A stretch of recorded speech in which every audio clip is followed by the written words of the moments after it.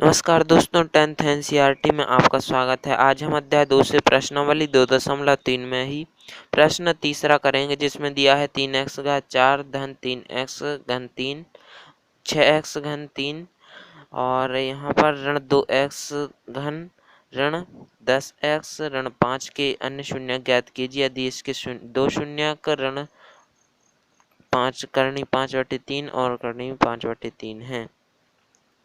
तो यहाँ पर सबसे पहले आपको इन दोनों शून्यकों को x के बराबर रखने हैं, क्योंकि शून्यक x के बराबर होते हैं, और इनका पक्षांतर कर देना है। आपको इनका पक्षांतर कर देना और इस प्रकार से आपको लिखना है। जब x का पक्ष x किस तरफ आएंगे तो ऋण का हो जाएगा, और ऋण का x के बराबर किस तरफ आएगा तो धन का हो जाएगा। इसके बाद आपको यहाँ पर देखना है, इन दोनों समीकरणों का गुणा कर देना है। तो x का गुणा x में होगा तो यह आ जाएगा x वर्ग, और जब ऋण करनी 5/3 और करनी 5/3 का गुणा होगा तो बाहर आ जाएगा ऋण का 5/3। इसे आप रफ में समझिए। अगर अगर करनी 2 का गुणा करनी 2 में होता है तो 2 बाहर आता है, और अगर करनी 3 का गुणा करनी 3 में होता है तो 3 बाहर आता है। और इसी प्रकार से जब करनी 5/3 का गुणा करनी 5/3 में होगा तो 5/3 ही बाहर आएगा। इस प्रकार से आप समझ सकते हैं। और ये जो है हमें अब भाजक प्राप्त होने वाला है। तो यहाँ पर देखिए, जब 3 का गुणा हम ऊपर करेंगे, यहाँ पर ये भाग में है, तो जब हम भाग से ऊपर ले जाएंगे तो गुणा होगा। तो आपको यहाँ पर लिख देना है, समीकरण में 3 से गुणा करने पर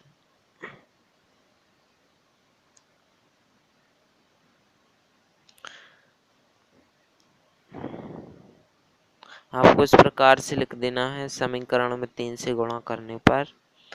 और जब हम इसका 3 से गुणा करेंगे तो जब 3 का गुणा x वर्ग में करेंगे तो ये हो जाएगा 3x वर्ग ऋण 5। अब हमें भाजक भी मिल चुका है और भाज्य भी मिल चुका है। तो इसके बाद आपको इन दोनों समीकरणों को भाग के चिन्ह के अंदर लिख लेना है। और यहाँ पर अब आपको देखना है, यहाँ पर 3x घात 4 है और यहाँ पर 3x वर्ग है, तो हमें कमी है x वर्ग की, तो आपको वही कमी लिख देनी है। यहाँ पर x वर्ग आपको लिख देना है, और जब x वर्ग का गुणा 3x वर्ग में होगा तो ये हो जाएगा 3x पर 4 की घात, क्योंकि गुणा में घातें जुड़ जाती हैं। इसके बाद जब x वर्ग का गुणा ऋण 5 में होगा तो ये भी आ जाएगा ऋण 5x वर्ग। यहाँ पर ओरिजिनल चिन्हों पर आपको गोला लगा देना है और इसके विलोम चिन्ह लिख देने हैं, और लाइन खींचकर आपको आगे करना है। इसके बाद यहाँ पर 3x घात 4 3x घात 4 दोनों कैंसिल हो जाएंगे, और यहाँ पर बचेगा 6x घन, और ये बचेगा 5 में से 2 जाएगा तो ये बचेगा 3x धन के 3x वर्ग बचेंगे। और यहाँ पर ऋण 10x ऋण 5 ज्यों करते हो आपको लिख देना है। इसके बाद आप यहाँ पर देखिए 6x घन है और यहाँ पर है 3x वर्ग, तो 3x वर्ग कम है, तो यहाँ पर कितने की कमी है, हमें यहाँ पर 3 की कमी है, 3 की, तो आपको यहाँ पर लिख देना है 2x की कमी है, क्योंकि 2 का गुणा होगा 3 में तो 2 3 6 हो जाएगा, तो यहाँ पर हो जाएगा 6x घन। और 2x का गुणा ऋण 5 में भी होगा तो ये हो जाएगा ऋण के 10x।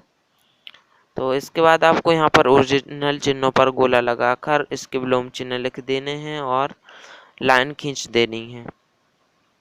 आपको इस प्रकार से लाइन खींचने के बाद ये दोनों कैंसिल हो जाएंगे, और यहाँ पर बचेगा 3x वर्ग, और 10x दोनों कैंसिल हो जाएंगे, और यहाँ पर ऋण 5 बच जाएगा।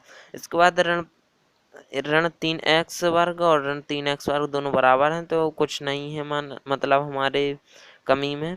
तो यहाँ पर हम 1 लिख सकते हैं, और 1 हर संख्या के गुणा में होता है, तो 1 का गुणा जब 3x वर्ग और धन ऋण 5 में होगा तो वही आएगा। और इसके बाद ओरिजिनल चिन्हों पर गोला लगाकर विलोम चिन्ह लिख देने हैं और लाइन खींचकर ये दोनों कट जाएंगे, तो ये 0 ही बचेगा शेषफल।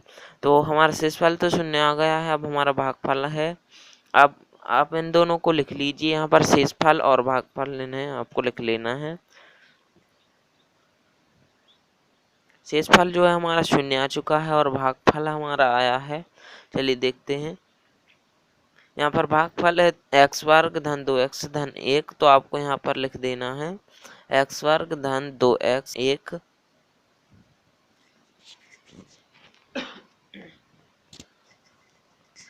इसके बाद आपको भागफल का हमें शून्य ज्ञात करने थे। इस क्वेश्चन में दिया गया है कि और शून्य ज्ञात कीजिए, तो हम भागफल से शून्य ज्ञात करते हैं। अब 1 का गुणा हम x वर्ग के गुणांक में करते हैं शून्य ज्ञात करने के लिए, तो x वर्ग ही आएगा।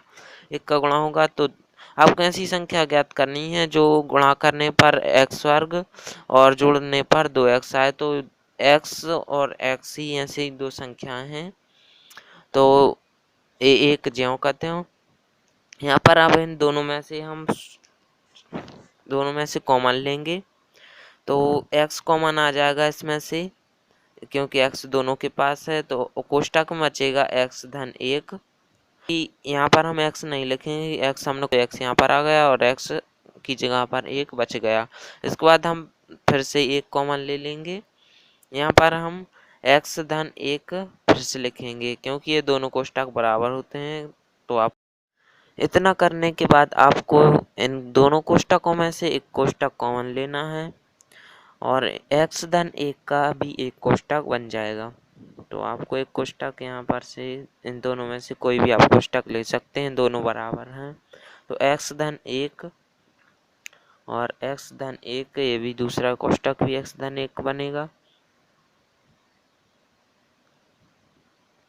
इस प्रकार से आपको लिखने के बाद यहाँ पर x और इन दोनों कोष्टकों को 0 के बराबर रखना है, क्योंकि 0 0 के बराबर ही होता है। तो 0 के बराबर इनको रखने पर और हम इनका पक्षांतर करेंगे।